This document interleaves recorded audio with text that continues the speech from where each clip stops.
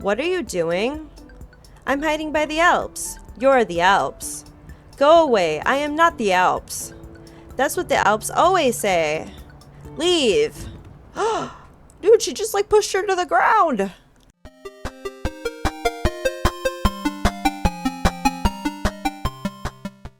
Hey guys, it's Katie and welcome back to Lucid and Inciting Incident. In the last episode, we talked to Mr. Iota on how we met Masato.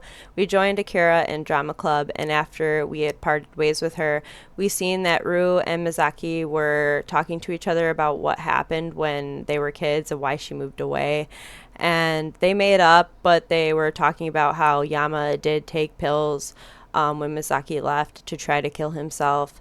But I am glad that they made up. After that, Shigure had called us on the phone and asked us to get a group together to investigate the missing academy students. So we are now meeting back up with everybody after we investigated. So let's continue. The rendezvous arrives before I know it.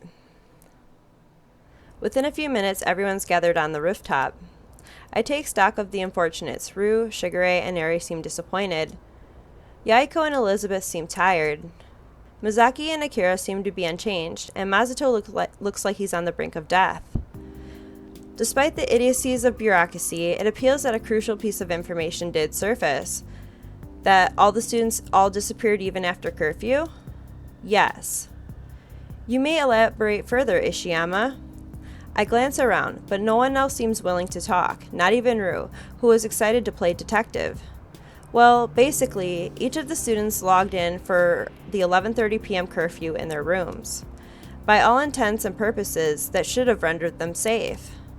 Even if they're allowed to leave the dorm building, they have to stay on campus, and it's not like anyone else can get in with the security parameters around the building. So we have something strange on our hands, since they disappear when they shouldn't be able to. Well, as I decide our next course of action, I recommend that each of you obtain your desired nourishment. Dismissed. She plops down on a nearby bench, digging through her satchel. Eri settles next to her, pulling a peach out of her backpack.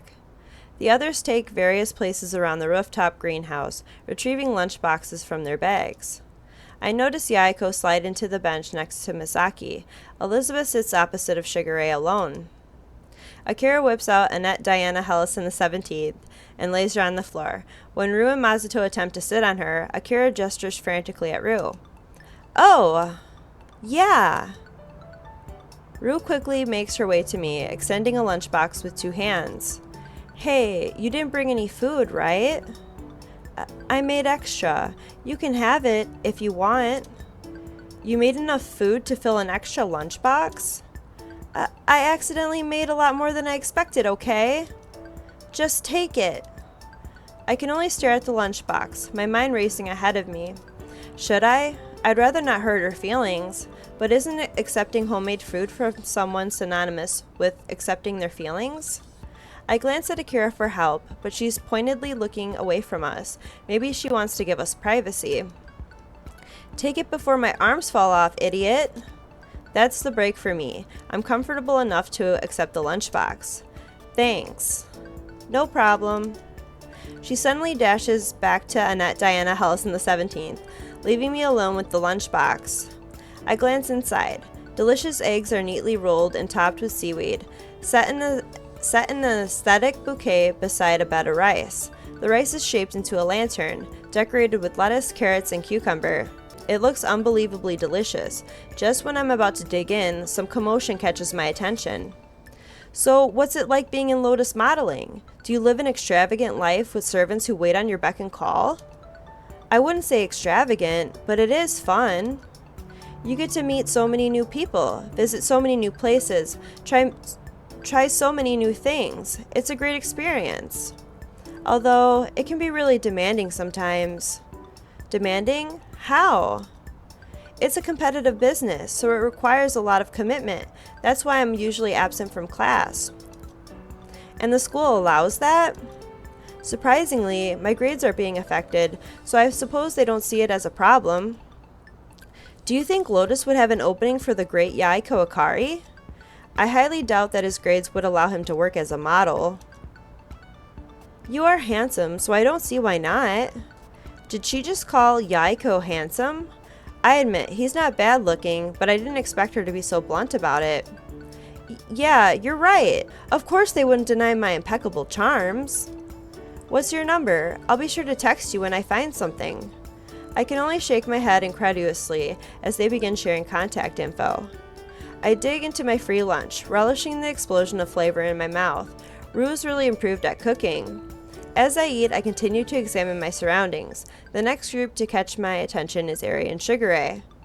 Eri is quietly munching on a peach in her standard baby hamster fashion. Shigure, meanwhile, has propped her feet up on the flower bed like a gangster.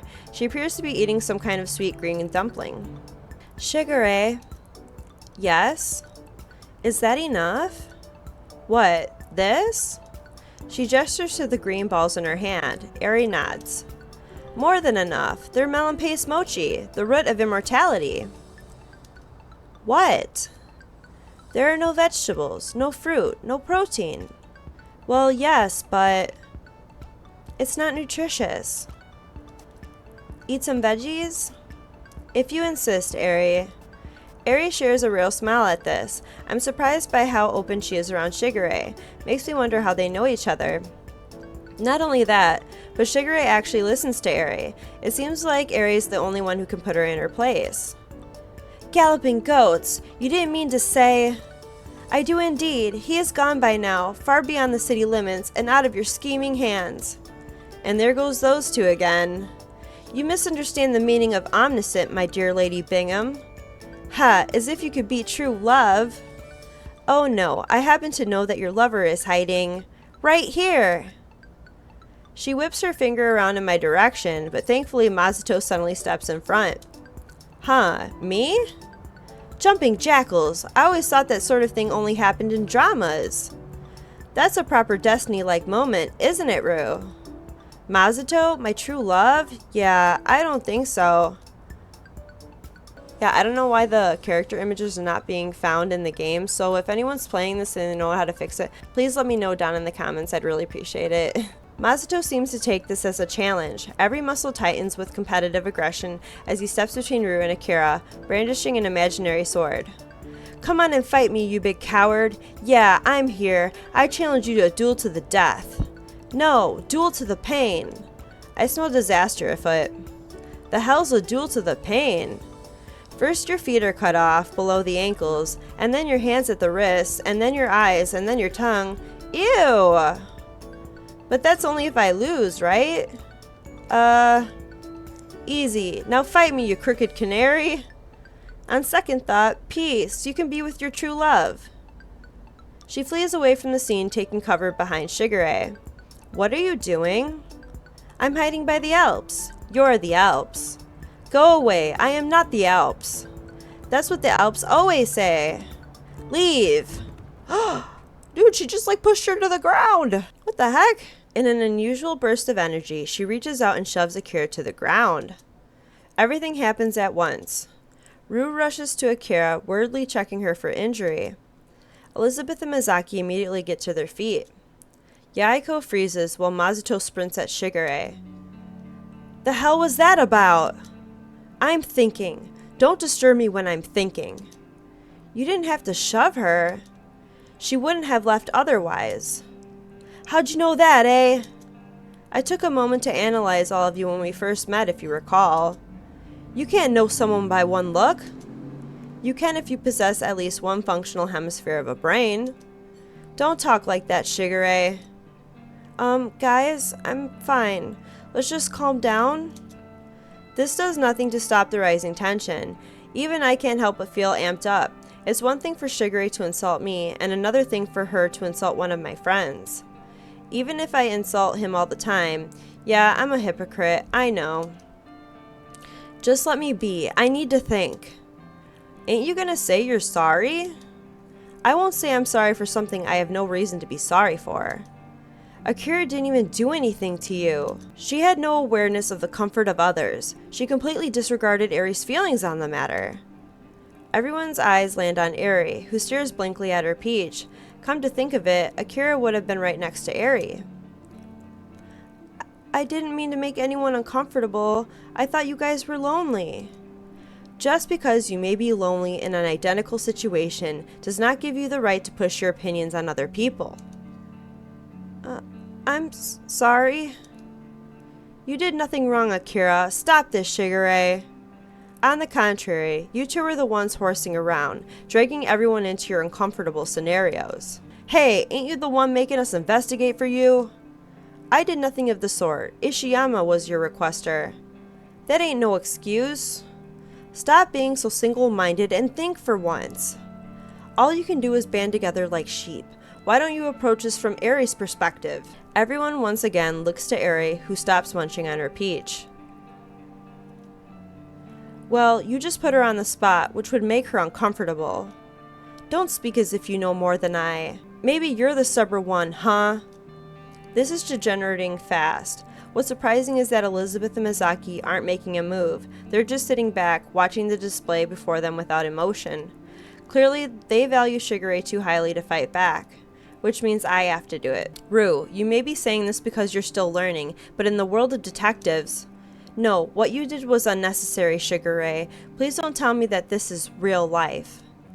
Don't you lecture me about what real life is or not. Shut up, all of you! Amazingly, they actually quiet down. Akira, you're okay? Righter than rain, Cap. There's a slight tremble to her voice, but I ignore it. No need to stir up any more trouble. Good. Shigure, don't shove people. If she was making Eri uncomfortable... Eri? Were you uncomfortable? A tense moment of silence falls on the ground. Eri only shrugs inconclusively. Okay, whatever. Akira, don't get too close again. Shigure, don't shove Akira again. Solved. But that's not fair to... Solved. That's it. Understood? Thankfully, she nods sullenly. Shigure only straightens her glasses, but I'm pretty sure that she'll also behave herself. Presently, I notice that Elizabeth and Mizaki are looking at me with a tinge of respect. Well, at least someone's pleased with me. Guys, why don't we cool off for a bit? Let's do something fun. Nobody seems to react, but somehow I can tell that they're all interested. Fighting has a way of sucking you dry. Maybe it would be better to redirect everyone's attention to something else. Something where, if they end up fighting, at least they won't cause permanent emotional or physical scars. What do you suggest? Watching a movie? I subtly shake my head. We'd never get everyone to agree on the same movie. I mean, how about an amusement park? An amusement park? Yeah, there's that new high-tech one by the mall, you know, with the new lemon skate attractions. I vaguely recall seeing something like that on the news. Lemniscate, the mega corporation of all things technical and media-related, partnering with a handful of large amusement parks all over the country. Apparently, they were going to revolutionize entertainment. Oh, those look amazing! Sounds like a lot of fun. I'm in. Elizabeth only shakes her head. As remarkable as it sounds, I must pass. I have other duties to attend to. I consider this for a moment. Should I let her go? She did try her best in the investigation. But the image of a squealing Elizabeth on a top-level roller coaster is just too good to pass up. Elizabeth, do you know anything about coffee? Her face pales as she quickly glances around at the others. When they only return looks of confusion, she storms over to me, angrily hissing into my ear. Stop that! Then come with us. Give me one reason. Because you don't want anyone to find out about your job? Give me another reason.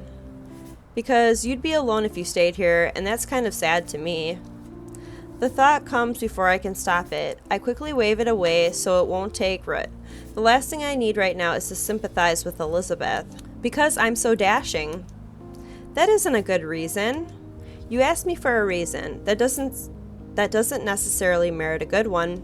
Blimey, I simply can't believe you. She steps back, raising her voice so everyone can hear. Fine, but who's paying? I look to Shigure. Everyone follows suit. For a second, the detective stares back at us, uncomprehending. Then she leaps to her feet, face coloring in anger. No, absolutely not. Why?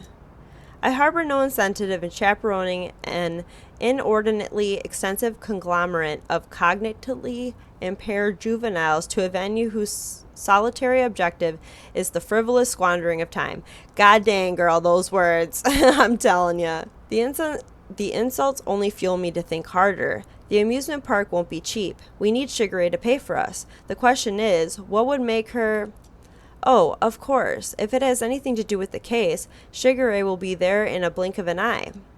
Well, I wasn't going to mention this because it seemed so trivial at the time, but there was a minor lead from today. And you did not think to tell me sooner? Like I said, it felt too trivial for me to mention. Honestly, I don't really want to go to the park, but I feel like it might give us some important information. Well, what was the lead? Ab-libbing in front of a teacher is one thing, but ab-libbing in front of Shigure is a different matter entirely. I struggled to work past my sluggish brain for the answers. Well, there were some claims that the Yakuza might own the amusement park. It might give us a clue on how the students are able to leave campus after curfew. Wait, there's no reason for the Yakuza to be affiliated with the disappearances. Well, that would tie two controversial pieces of evidence from last week. Is she serious? Eri, amusement park? I shouldn't go. Remember? Surprisingly, Eri's silence only seems to strengthen Shigure's resolve. Don't think of it in such a manner. Very well, Ishiyama, let us depart. Really? And you're paying for everyone? Oh yes, with your future wages. I'm not even getting paid. Hey, what's going on up here? As if there wasn't a party enough, Mr. Iota arrives on the scene, brandishing a ruler in his right hand. He stops short upon seeing our little group. Yama? Hey, Mr. Iota. Why, if it isn't the J-Man. Sup, Mr. Iota? Hey, gents, ladies. What the hell is going on up here? The third floor offices swore up and down that someone was getting murdered. I recall the decibel level of the recent argument and feel slightly guilty. Were we that loud? Loud enough that I'm supposed to give a disturbance warning, apparently. He brandishes a pile of detention notes threateningly. Everyone stiffens, except Shigure, and me. Probably a bad sign. Oh no, please, Mr. Iota. Whatever could be wrong, Miss Oshiro? And with a total lack of elegance, he flings the slips of paper over the banister of the roof. They rain down in shards of flapping pink to the school pool below. Listen, kids. You totally weren't here. The officers were totally just hallucinating, and I totally did not just toss those detention slips into the pool. Relief pops up on everyone's faces. Trust Mr. Iota to be the rebel. Now scram before they fire me, yeah? We don't need any further encouragement. We rush away from the rooftop greenhouse and down the stairs. Thankfully, the walk to the amusement park is uneventful. Nobody seems to notice when we pass by 6 police cars in the space of a half an hour. Ooh, look at this place. This is so cute. I want to go to the amusement park. I want to go to Six Flags this summer. Alright. The Palace theme park is startlingly successful, considering how recently it was founded, but that can largely be credited to its cutting-edge attractions. Even minor deals like the hologram park maps in every segment, or the experimental cleaning robots whirring about, everything makes the place seem like a piece of the future. Looks like Lemnis Gates really outdone themselves. Welcome! How many tickets? Yaiko swaggers to the front of the line, leaning on one elbow against the window. These are all my friends. You can buzz them in, right? Sorry, who are you? The rest of us exchange dubious glances as Yaiko jerks back, clearly shocked. I'm Yaiko Akari. Who? Yaiko Akari. You know, the son of the Akaris? There's a flicker of recognition in the attendant's eyes, but she doesn't budge. I wasn't aware the Akaris had a son. Of course they do. It's me. Sorry, sir, but do you have any proof? Knew you'd ask. I'll just call them right up. Wait, Yaiko.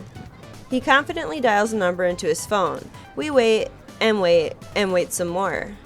Then he lowers his phone, looking sheepish. Sorry, they must be busy. But I really am the son of the Akaris. Look, I have, Enough. We are simply wasting time. Shigure pushes in front of him and hands out her card as the register racks up to a startling number. Without further ado, we're ushered into the park, but not without some prominent glares from the staff. As we enter the main area, we're assaulted with smells of oily, overpriced food and the cloying scent of sugar. Exhausted parents are being dragged from place to place by bouncing, squealing children. Sorry guys, I really thought I could get us in. It's, fine.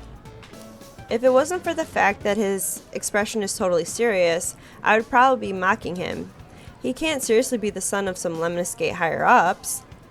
Before we proceed any further, I recommend that you all exchange contact information.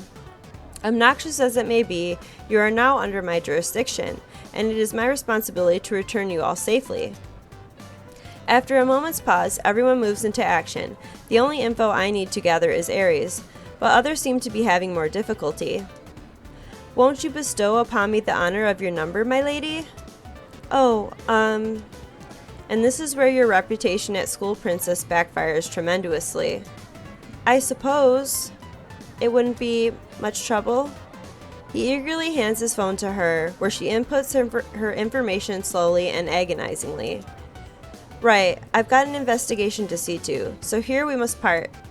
Honestly, I'm surprised she isn't forcing us to investigate with her, especially considering that she paid. Ari, promise me you shall participate in everything.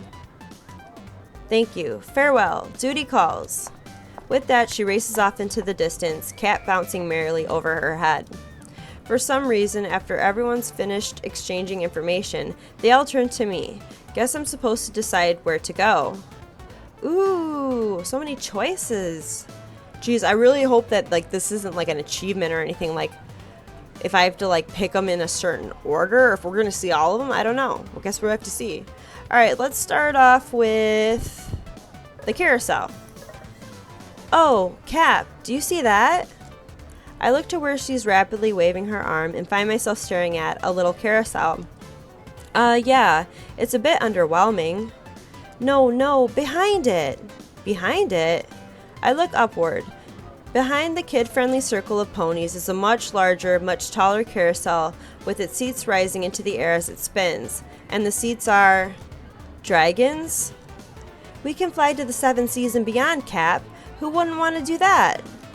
Probably someone afraid of heights, which no one in the group seems to be. Well, what are your guys' thoughts? Sounds great. You're exempt. You agree to everything Akira says. I so do not. I say we go for it. Trying new things is always a great idea. Doesn't look all that exciting to me, but I got worse. I get to have a dragon for a minion?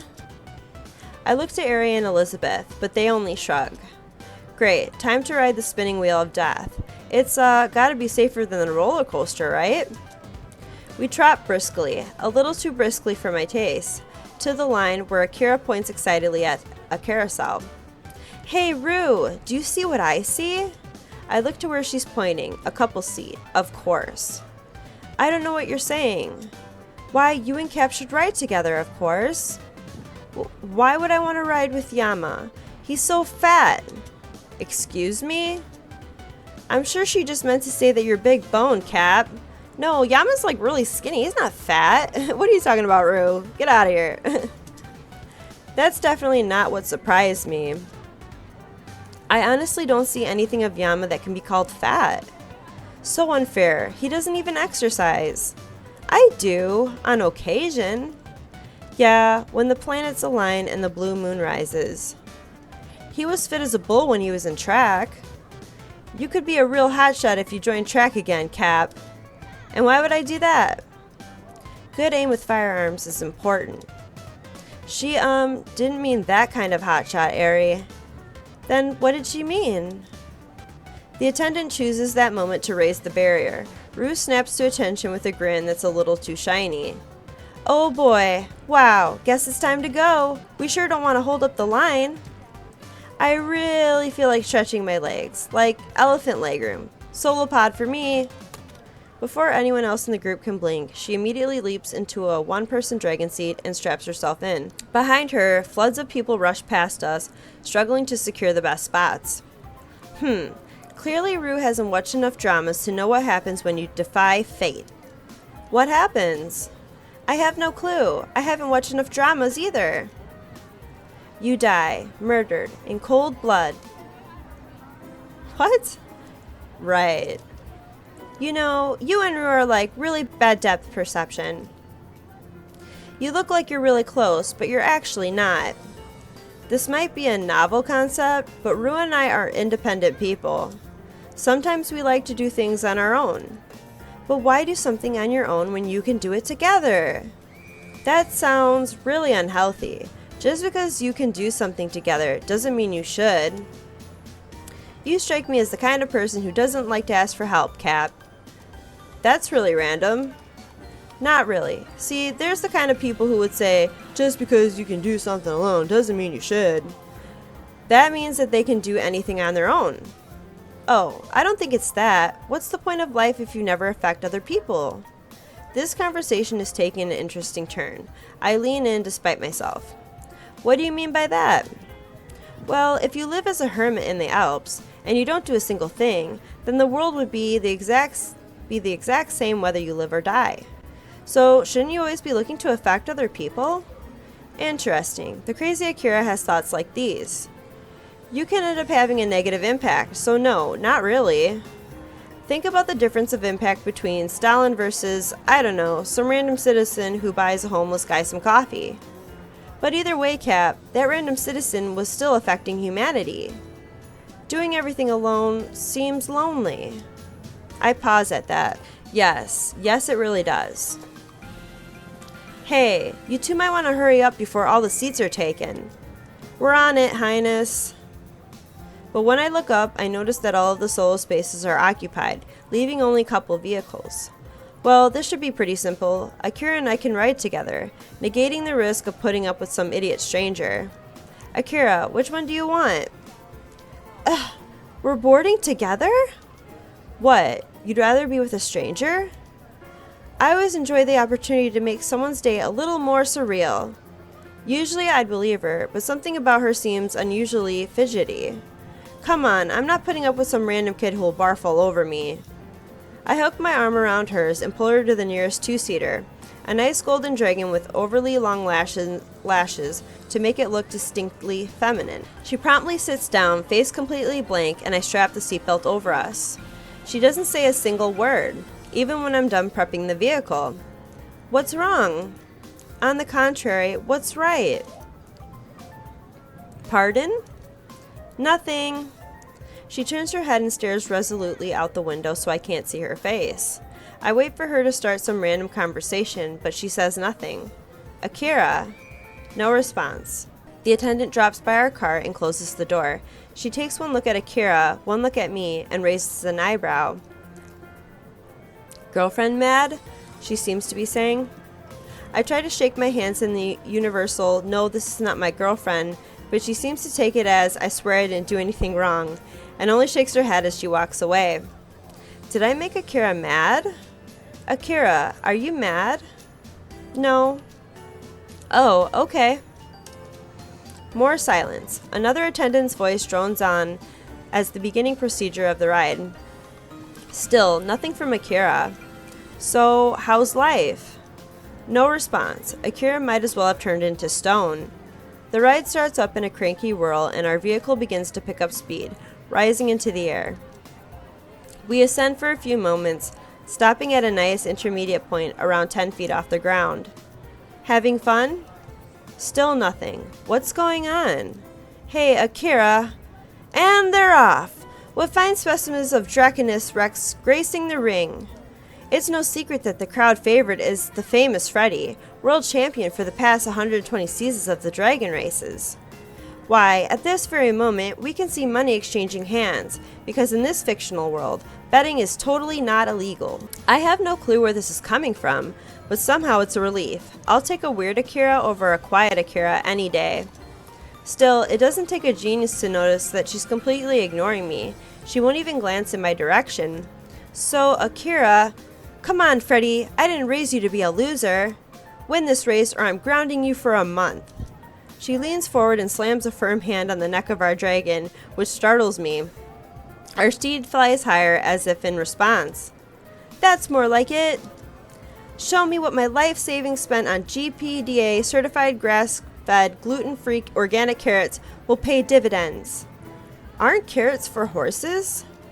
Some dragons are vegetarian. Are you mocking their dietary sacrifices? I really didn't peg you as such a dragoness person. What? You see, I am the esteemed Sir Angle, trainer of dragons worldwide, and you are just an insignificant little Sir Caraway. Why those names? I'm Angle because I want to be an angel, but no matter how close I get, I can't. And you're Caraway because whenever you have a care, you throw it away. At this, Akira seems to renew her determination to ignore me, because she turns forward again, renewing the scolding of her erstwhile dragon. Freddy, you must redeem yourself. There's rising newcomers on the scene, you know. Backwater talents like Rakaf, Liftable, and Hagen aren't taking their respective nations by storm. Don't tell me that your age is getting to you. I mean, he's been around for at least 120 years apparently. That's pretty old by my standards. The end is in sight. Go for the finish, Freddy! But just as she stands up in her seat, only to be stopped by a belt, and waves one arm dramatically forward, the ride begins to slowly lower, pulling back in speed. She's just like, ah! Ah! No! But yes, our time on the ride has come to an end, judging from the declaration. This seems to push Akira into a frenzy. I should have known. If you are what you eat, then Freddy just became a GPDA certified grass-fed gluten-free organic carrot. And no race can be won by a GPDA certified grass-fed gluten-free organic carrot. She still doesn't look at me, even as she unbuckles the seatbelt and jumps out of the vehicle. I barely catch her arm as she leaves. Hey, Akira, what's the big deal? You let go of that arm, Cap. She suddenly sounds very, very serious. I let go of her arm. You're avoiding me, aren't you? Avoiding your face is very different from avoiding you, Cap. What's that supposed to mean?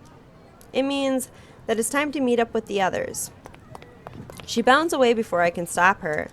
Great, guess I have to follow along. The rest of the group has reconvened by the map, some noticeably more thrilled than others.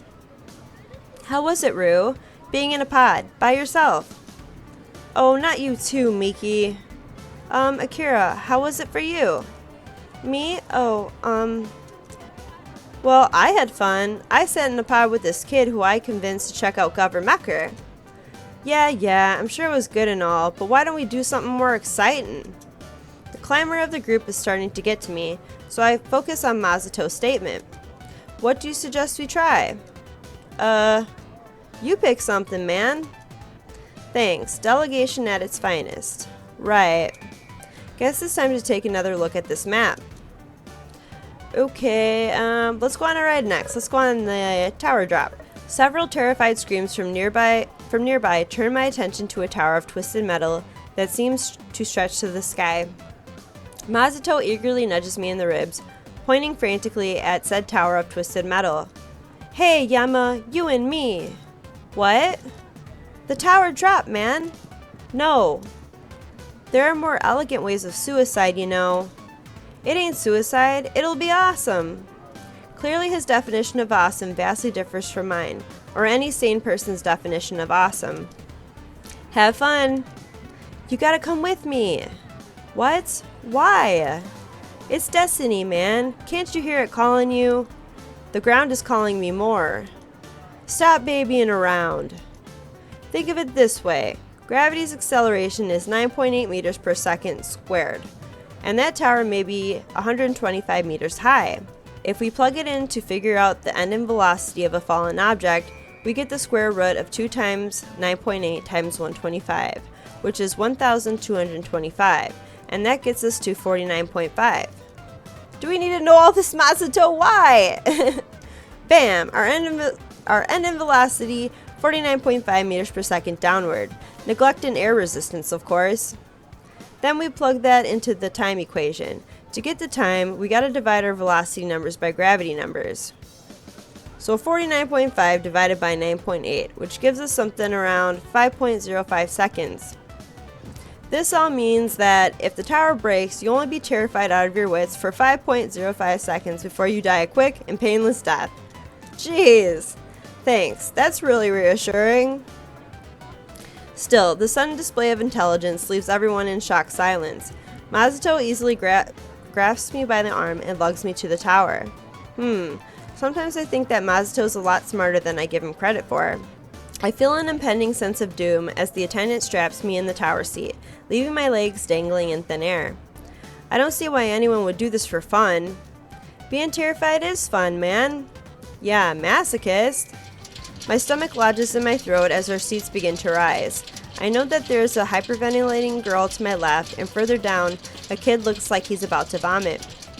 Heh, you should calm down, man. You look like little Hibiki. Habi what? Hibiki, my bro, 8 years old. Oh, I didn't know you had a little brother. Got lots of them, and more to spare. 4 little tykes to look after. Ah, wait a minute. 4 siblings? You really didn't know? Who in their right mind would have 5 children? Actually, I think one of my friends has like 6 children now. It's like, dang girl! Who in their right mind would have 5 children? 8 technically, but the older ones are in college. You realize that just makes things more outrageous, right? How could 2 people possibly take care of 8 children? You saying that Mom and Pa didn't raise us right? Well, honestly, if every member of their family is as capable as Masato, I'd be terrified of how much power they'd have. What was it like, growing up? It was amazing. We learned how to fight tooth and nail for our survival. Is that psychologically healthy? How did you, survive? Competitions, man. Competitions are the answer to everything. Things are beginning to make a lot more sense. So, you had to fight for your food when you were a baby?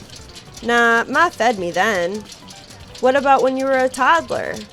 Aw, come on, no Kurogane lets another Kurogane starve. What? Then why did you have competitions at all? Ha, I get you now, Yama. I kinda was thinking, why don't you try at anything? But I get it now. It's 'cause you don't want anything. Something about his words cut deeper than I expect. What does that have anything to do with food competitions? Easy, we all wanted desserts, so we fought for them. So you split the regular food, but fought for treats? Yep. If nothing else, talking with Masato helps distract me from the dizzying plunge beneath my feet.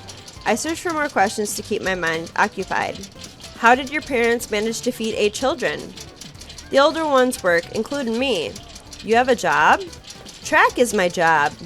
You get paid? I get a scholarship. Same thing. How will you pay for college? Also scholarship. I need a full ride. Nothing less can do. I can't help but feel undeservingly privileged. I've never had to worry about money, even during Izumu's down points. Is that all your siblings have done? It's the Kurogane tradition, man. Maya's the oldest. She trained herself in Taekwondo so she could work and pay for her own lessons. Got a scholarship to Seoul Uni after she won nationals. And Yundai, he's second oldest, prodigy at piano. Played in a music shop cause Mom and Pa ain't got one. Happened to run into some dude from Juilliard, and next thing you know, he's got a plane ticket to New York. I slouch in shock. From the sound of it, the Kuroganes could conquer the universe if they so desired. So what? Here it comes, man. Brace yourself. He clutches to his armrest as our seats begin to plummet to the ground. While I've never had a huge aversion for heights, the sudden change of momentum twists my guts into knots. The vertigo throws me into nausea as wind screams past my ears and into my hair. Yeah! After a long moment, we finally reach the bottom, somehow still in one piece. Now that's a ride! A ride straight to hell! The instant the attendant releases us, I bolt back to the comfort of safety on shaky knees. Well, look who's back! Ha, shut up. But you look like you were having so much fun. Wanna go, Rue? Huh? Oh, no, I'm fine. I'm totally fine. Actually, I think she would love to go. Come on, Rue! No, I'm very much fine. Hey, Yama, let's pick something. I don't mind waiting if you really want to go on. Miki then. I smirk at her obvious discomfort, but obligingly turn back to the map. Alright, what do we want to do next? Ooh, let's do the tech sandbox? What is that? Hey, look at that! A tech promotion! He points excitedly at the map, reading in a clear, loud voice. Grab a group of friends, see into each other's phones, see the truth, conquer the world. That just sounds like all layers of sketchy. I'm not crazy about that idea, but think how much power you can have. If you know what everyone wants, you can be the most powerful king on the planet. He excitedly runs off before I can call a vote. Exasperated, I turn to the rest of the group. Are we really doing this? It's sponsored by the park. It's bound to be safe. We'll have the opportunity to see some state-of-the-art tech. The park doesn't concern me. I know they have to deal wisely with the proceedings, or they'll land in some deep trouble. No, I'm far more worried about what our group will do with the information they get from one another. We drop into the tidy, air-conditioned facility following on Yaiko's heels. The area is full of commotion, primarily from other young adults laughing, shouting, and clearly trying to embarrass each other with freshly gathered dirt. Hey everyone, guess who Yuiko likes? Shut up! Yeah, what exactly is this exhibit about? Yaiko is already chatting up one of the attendants. He returns to us in a few minutes, bouncing eagerly on his toes. Okay, so here's how it works. We each have an opportunity to do a little digging on each other for a few minutes. Then we engage in an ultimate battle of wits by running a campaign for dictator of the world. Wait, slow down. What exactly do you mean? Well, we use the information we learn to convince each other to vote for us, like we can blackmail each other or make some kind of promise. Wait, what? How will we do that? I've just met some of you today after all. Oh, don't worry, Miki. Usually Lemon Escape phones have really advanced security features so that they can't be hacked. The only visible information is what users want to share. Yeah, they'd like us to believe that, wouldn't they? Well, guess what? Here we can choose to lower that security and look into each other's phones. Location information, browsing history, usage statistics, even message and call history, all at your fingertips. What part of this sounds fun? Are we even speaking the same language? Well, in that case, this sounds interesting. I thoroughly agree. I got nothing to hide. Sounds like a party and a half. Guess that settles it. What's going on? Don't they understand the danger? Is everyone sadistic? I'm reminded of the time when Yaiko wanted to jump off the roof to test if he could fly with umbrellas. Him and his supposedly brilliant ideas. Yaiko, it's called gravity. Get it right, man. I sent some quiet thanks to whoever decided to build the pool straight below the railing. Guys? Sweet, Misaki, would you mind alerting that fine lady of our decision? Misaki obediently runs off and grabs the attendant, who starts to outline the rules. The first phase of the game would involve 10 minutes of concentrated research, all firewalls down.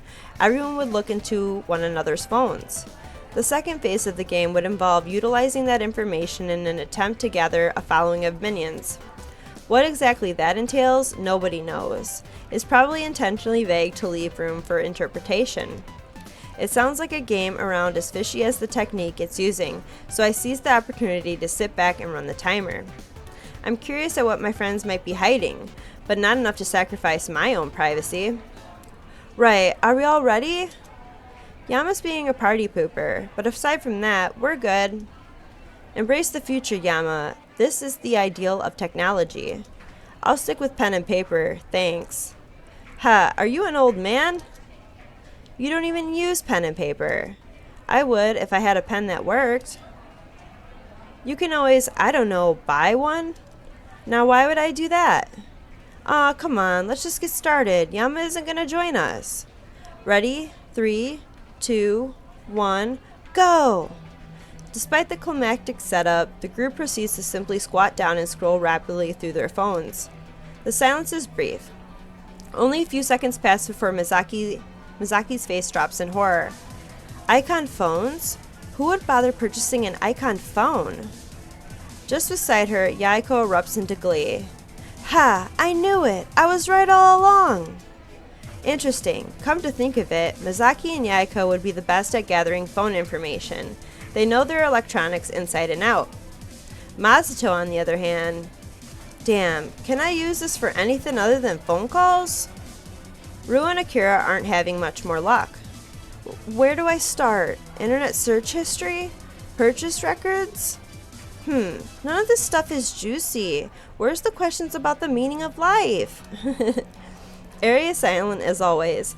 I have no doubt that she can secure the information she needs. She seems very capable in that regard. The problem for her will be presenting that information in the right way. 5 minutes! Already? Let's see. Yes. Definitely. Ha! I shall rule the world! Why ain't anyone else using a running app? Governmecker. 3 thing every girl wants in a guy. Governmecker. That's Yaiko's phone. We all know that. My phone buzzes in my hand like a miniature death knell. Time's up! The group explodes in a frenzy, practically lunging at each other with streams of words that sound like presidential campaign statements. I'll throw lots of festivals if I get elected. Sorry, I'm not interested. Are you and your friend fighting over a guy? What would make you say that? Your search history? What to do if you and your bestie like the same guy? Love triangle solutions. How to stop liking... It's drama club research, I tell you. It's a regular pattern, searched every few months since last year. The most recent search was... Wave the white flag of surrender. I concede. You have won this day. Eri smiles with an innocent satisfaction as Akira registers her fingerprint for an official counter. So blackmail is an acceptable way to gather minions, not just fictional promises. Wait, what did Eri mean when she said, like the same person? Masato, join me and I'll advocate for track. You think I'm that easy? Hell no. Masato, can you pretty please join me? I'll advocate for track. Okay. What? Looks like personal preferences have a large impact too. Eventually my eyes land on Yaiko. In this setting, his usually grating egotism gives him a nice sheen of confidence. In fact, he seems to be doing better than everyone else. Say, Eri, when I get elected, I'll make a video game class mandatory at the academy. Ooh, and just like that, she registers her fingerprint. What? Of all things, video games? Rue, if you join me, I'll give childhood friends a special legal status. Deal. What? Why would she want that? What kind of legal privileges could you even award to childhood friends? Masato, my man. If you think I'm gonna be easy, man, you got another thing coming. I'll run a huge fundraiser for track by using my special access to Lemon Skate technology. And another fingerprint registration. Yaiko's knocking everyone out like bowling pins. Elizabeth, I'll make Yama take private tutoring for the rest of the semester. Well said, you've earned my vote. Elizabeth, I'm both shocked and not shocked at all. Wait, at this rate, Yaiko will be the winner. Akira, I can provide lessons on love and... Don't say it! Take my vote! Take it! His last opponent is Mizaki, who's also been disturbingly productive in the campaign game. She greets him with a smile. I'm not easily overpowered. Neither am I, Mizaki. Shall we draw our swords simultaneously? A duel amongst dancing cherry blossoms. What is this, a samurai flick? They crouch forward slightly like they're going to physically lunge for each other's throats. A moment of silence passes between them, even as the others in the group continue campaigning to one another. Then Mizaki and Yaiko both burst into action, practically screaming at the top of their lungs.